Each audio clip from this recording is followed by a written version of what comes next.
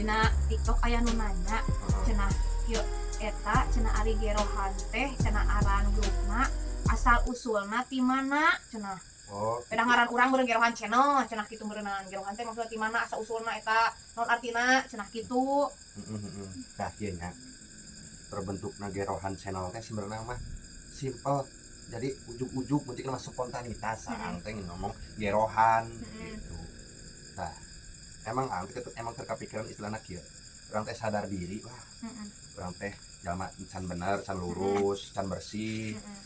Masih loba kesalahan lah gitu. Istilahna urang teh kudu digeroh.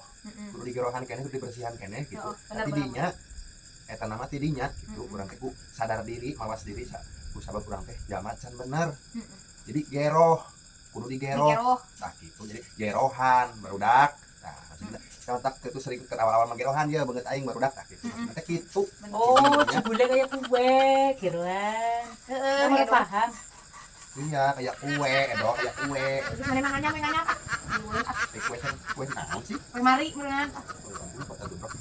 Nah, jadinya sok jelaskeun ku Ici eta kanu nanyakeun kitu nya.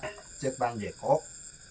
Gerohan cenah teh geroh karena hati orang mau kotor, pikiran urang kalakuan urang kan digerohan dibersihan.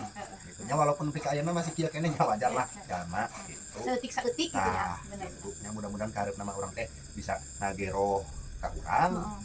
Terus ke lingkungan, syukur-syukur bisa meluas kabeh kageroh. Amin.